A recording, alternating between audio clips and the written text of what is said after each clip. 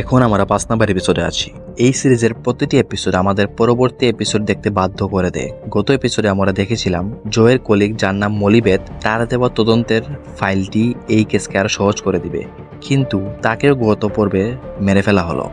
এই পর্যন্ত যতটুকু বুঝতে পেরেছি, আমাদের রিচার যেমন শক্তিশালী এবং বুদ্ধিদীপ্ত, তেমনি এই সিরিজের আসল ভিলেন আরও বেশি মারাত্মক। সে রিচারকে একটুকুও সুযোগ দিচ্ছে না। এই পর্বের শুরুতে আমরা দেখি রিচার মলিবেদের মৃত্যুতে অনেক ডিস্টার্ব। ফিনলে বলছে, আমাদের লাশটিকে এভাবে ফেলে আসা ঠিক হয়নি। রিচার এবং রুস্কো বলে, আমরা ওই জায়গায় থাকলে আমাদেরকেও ফাঁসিয়ে দেওয়া হতো। রিচার রুস্কোকে হাবেলের বাড়ির দিকে যেতে বলে, কারণ রিচারের আগের গাড়িটি এখন চালানোর অনুপযোগী। সেখানে রিচারকে রেখে রুস্কো ফিনলে চলে যায়।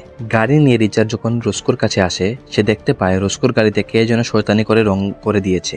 রিচার এটা দেখে সঙ্গে সঙ্গে সেখান থেকে চলে যায়। রুস্কো এবং আমরাও বুঝতে পারি যে সে কোথায় গিয়েছে। হ্যাঁ, সে গিয়েছে কেজের কাছে। কেজে মানে ক্লাইনার জুনিয়র। সেখানে গিয়ে রিচার তার ফাইটিং প্র্যাকটিস করে, মানে কেজে এবং তার সাঙ্গপাঙ্গুকে মারতে শুরু করে। কেজে একটি চাকু নেয় রিচারকে মারতে। তখনই মিস্টার ক্লাইনার ও রুস্কো এবং ফিনলে আসে পরিস্থিতি শান্ত করতে। সেখানে রিচারকে বাইরে পাঠিয়ে ফিনলেকে কিছু কথা শুনে মিস্টার ক্লাইনার। রুস্কো ও রিচার বাইরে আসলে রুস্কোর মোবাইলে ফোন আসে টেলের। টেল হল নতুন পুলিশ প্রধান। টেল রুস্কোকে পুলিশের চাকরি থেকে বের করে দেয়। এদিকে মলিবেতের হত্যার পর রিচার বুঝতে পারছিল না সে কি করবে। সে কোনো ক্লুই খুঁজে পাচ্ছিল না। তাই রিচার রুস্কোর চাচা গ্রে এর সেই পিস্তলের বক্স দেখতে চায়। গ্রে হলো রুস্কোর চাচা। ছোটবেলা থেকেই রুস্কো তার কাছেই ছিল। তিনি এই শহরের পুলিশ অফিসার ছিলেন। ধারণা করা হয় তিনি আত্মহত্যা করেছেন। গ্রে রুস্কোকে একটি পিস্তল দিয়েছিল, যা গত পর্বে রুস্কো রিচারকে দিয়েছিল।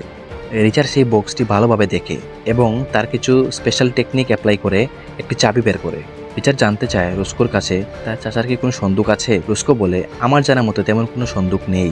রিচারের খেয়াল হয় রুস্কো একবার বলেছিল তার চাচা ঘন ঘন সেলুনে যেত। তাই তারা সেলুনে গেলে জানতে পারে রুস্কোর চাচা মসলিকে বলে গিয়েছিল যেদিন রুস্কো চাবি নিয়ে আসবে সেদিনই এই সিন্দুক তাকে দিবে। মসলি হলো সেই নাপিত। তারা গ্রে এর ফাইল চেক করলে ক্লিয়ার হয়ে যায় যে ক্লাইনার জাল টাকার ব্যবসা করে। গ্রেও এটা নিয়ে তদন্ত করছিল। তারা ফাইল থেকে জানতে পারে ক্লাইনার কোম্পানি যে রাস্তা দিয়ে জাল টাকা পাচার করত, সেই রাস্তায় অতিরিক্ত চেক ইন হওয়ায় ক্লাইনার কোম্পানি এগুলো পাচার করতে পারছে না। ফলে তার ক্লায়েন্টরাও অনেক ক্ষিপ্ত ছিল। এইটা নিয়ে কথা বলার সময় রিচার শহরের বাইরে যেতে চায়। সে তার এক্স কলিগের সাথে দেখা করবে। আসলে সে তার কলিগকে আগেই কিছু তদন্ত করতে দিয়েছিল এই ঘটনা নিয়ে।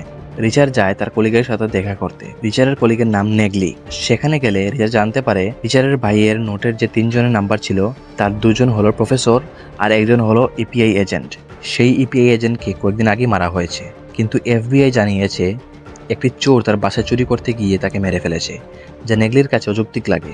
সে জানায় সেই এপিআই এজেন্ট একটি কোম্পানির বিরুদ্ধে তথ্য সংগ্রহ করছিল, যারা বিভিন্ন জায়গায় গিয়ে সেখানের পরিবেশ নষ্ট করে তাদের কাজের মাধ্যমে। রিচার সিদ্ধান্ত নেয় সেই জায়গায় যাবে যেখানে ওই কোম্পানির পরিবেশ ক্ষতি করছিল। সেখানে গিয়ে রিচার জানতে পারে এটা আর কোনো কোম্পানি না, এটা ক্লাইনার কোম্পানি, যে কিনা তার কাজের মাধ্যমে এই শহরকে ধ্বংস করে দিয়ে এখন মার্গ্রেভে গিয়েছে। এদিকে রুস্কো ফরেন্সিকে তার চাচার লাশের ফটো দেখলে বুঝতে পারে সে আত্মহত্যা করেনি, কারণ তার চাচার মাথায় যে দাগটি ছিল তাতে স্পষ্ট তেলের লাঠিতে যেমন ডায়মন্ড আছে তেমন কিছু দিয়ে তাকে আঘাত করা হয়েছিল। তাই রুস্কো পুলিশ স্টেশনে যায় তেলকে মারতে, কিন্তু ফিনলে তাকে বাধা দেয় এবং দূরে একটি মোটেলে তাকে নিয়ে যায়। না হলে টেল তার নামে মামলা দিয়ে তাকে জেলে ঢুকিয়ে দিত। রিচার্ড এবং তার কলিগ নেগলি তারা 2 জন পুলিশ অফিসারের সাথে দেখা করে, যারা তাদের একজন খবরের কাছে নিয়ে যায়। সেখানে সে তাদের জানায় সেই ইপিআই এজেন্টকে ওয়াইকিং নামে একজন শুটার মেরেছে। এই খবর নিয়ে ফেরার সময় তাদের সাথে থাকা একজন পুলিশ আরেকজনকে মেরে দেয়। সে রিচার ও নেগলিকেও মারতে চায়। রিচার নেগলি গাড়িতে লাথ দিয়ে দিয়ে গাড়িকে পানিতে ফেলে দেয়। তারা 2 জন উপরেও চলে আসে আর ওই পুলিশ পানি দিয়েই মারা যায়। একটা জিনিস চিন্তা করেন, এই সিরিজের ভিলেন কতটুকু মারাত্মক। তার সব জায়গায় লোক আছে।